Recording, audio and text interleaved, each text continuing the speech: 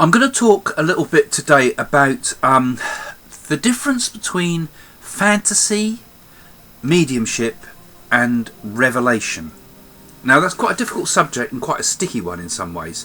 And the idea came to me after I'd been in some discussions with a psychiatrist I was speaking to. You need your head examined to be one of these psychics. But no, this is a psychiatrist that is... I was connected with over the internet.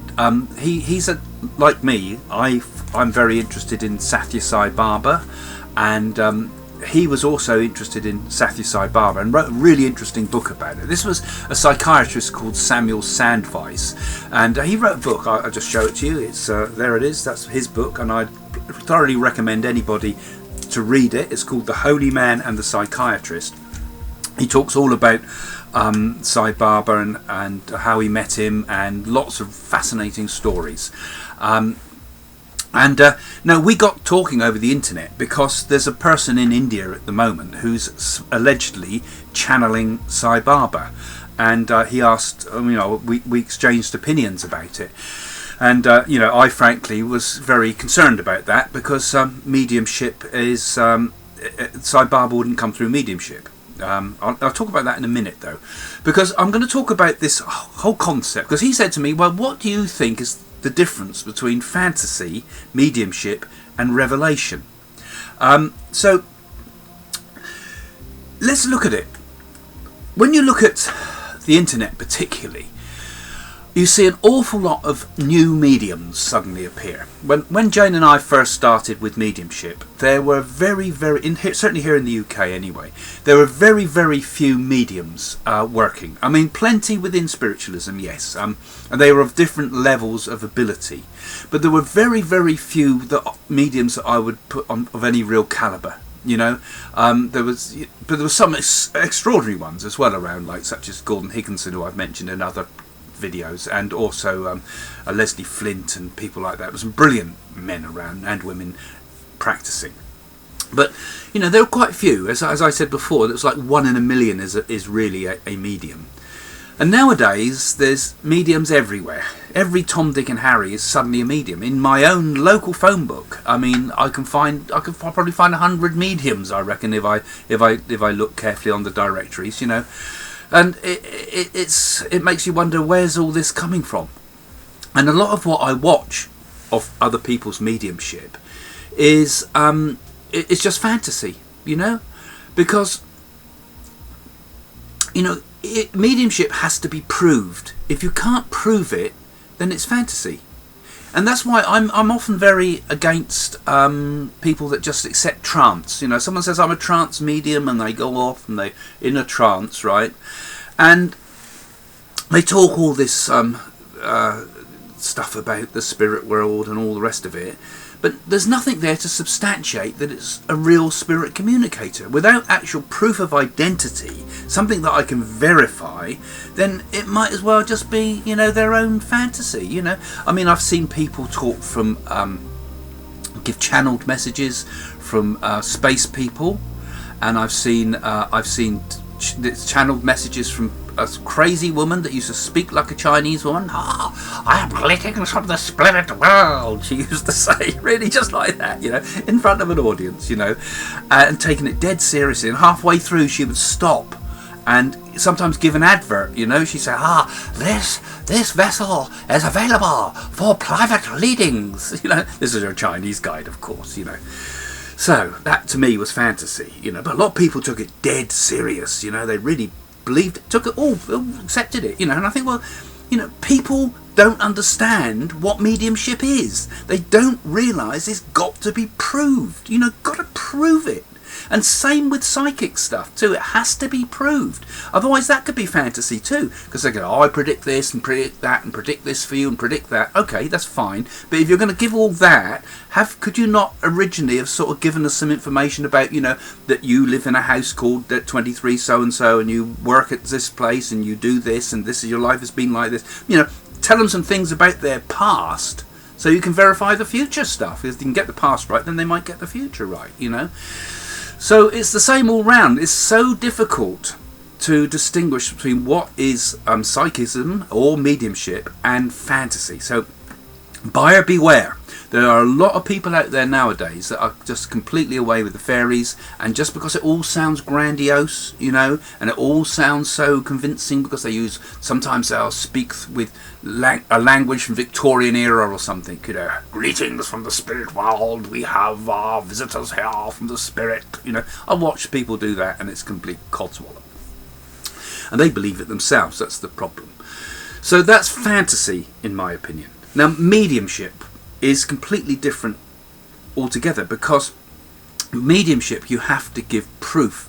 Now, the first thing you have to do is establish who is the communicator, because if you don't know who the communicator is, you know, we're all just stumbling around. So a medium's job has to know who the communicator is, and that might be as simply that I've got your mother coming through from the spirit world, or it might be more complicated, and I've got you know, Freddie Andrews coming from the spirit world, to give a name, you know, or and that once we've got established who it is, the medium also has to give evidence of survival. So they have to give evidence of who that person was. And say it was Freddie something or other, you know, and he worked as a woodwork, and he went to sea for most of his life, and he was on the SS so and so, and you know, and he lived at a road with a big church in it, and its name was Church Street, or, you know, details are needed. You need some evidence, and that's what's missing a lot of the time with what we see nowadays, particularly on the internet. There's no evidence given to either predictions or to mediumship. You know, you've got to give some proof before you can give other stuff, right? So this is where mediumship comes in. Mediumship is really limited to the idea of proving the continuation of the personality after death, proving survival, proving that we survive after death. So mediumship, even channeled mediumship, should, I believe, have evidence associated with it. So if somebody is giving some information through in trance, that spirit guide or whatever is speaking through that medium should be able to also give information to people in the room about them and what's been happening to them, and might even give messages from people that they know in the spirit world. It's only in this way that we can actually prove that what we're getting is really from spirit and not from the unconscious mind or some fantasy or some deliberate self-deception. Without that, mediumship is completely worthless. We have to have verifiable proof. Okay. And then we come to the next thing, which is revelation.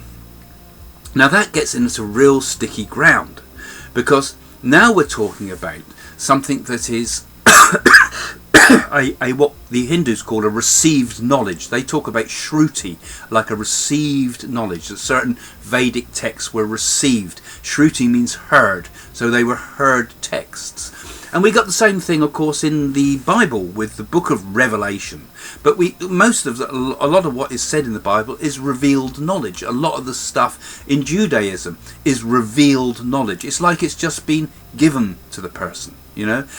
You get it in a lot of, you know, not just within religions. I mean, you get kind of... Aleister Crowley believed that his books were revealed knowledge like that, in the same way they were a revelation as opposed to a thought out process.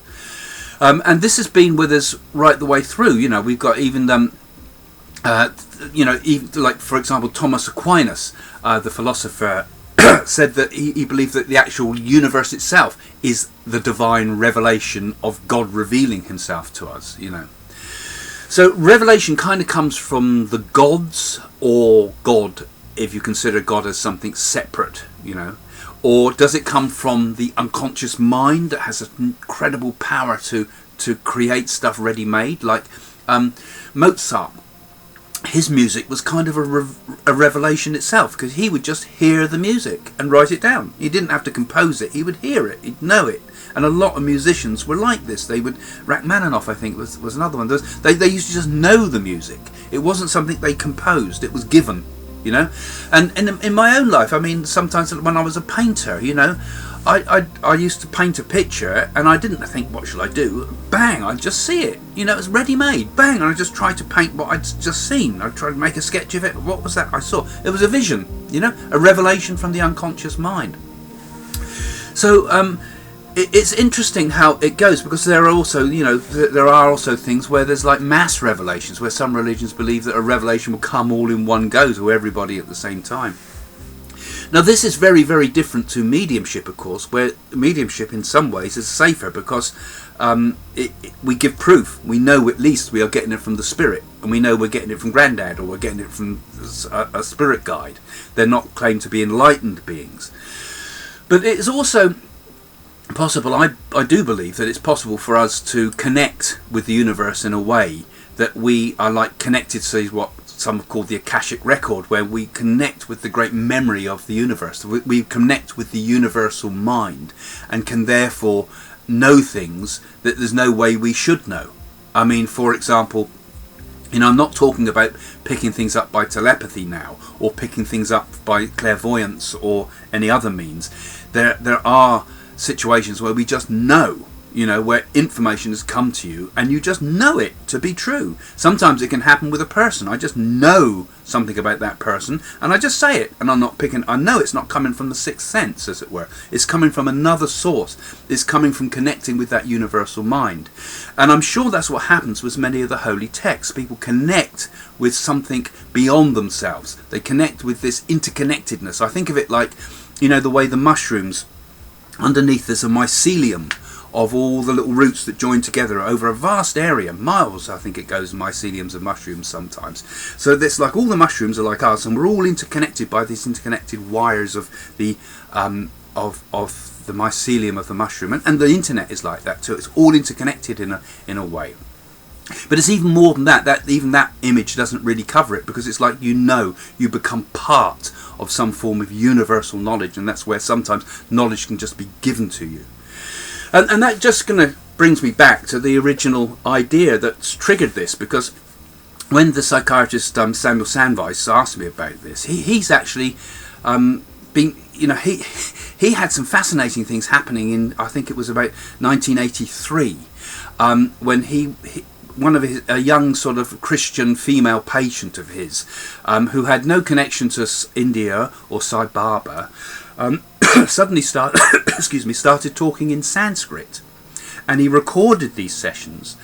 And then more recently, I believe, I'm not sure whether they were translated then or now, but they've certainly now, he's had Sanskrit scholars look at what that woman was saying and translated it from the Sanskrit. And what is being said are incredible revelations about our times now. A lot of it at this stage that has been revealed is about the situation surrounding Sathya Sai Baba, about the fact that somebody is trying to pretend, or believes that they believe it, that they are channeling Sai Baba.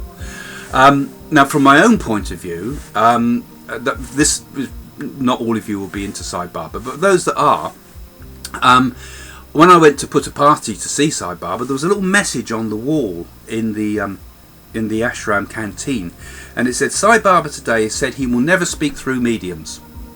And I looked at that message and thought, blimey, what? I'm stood here, nobody else has noticed it, it's just been pinned on the wall. Sai Baba says he will never speak through mediums.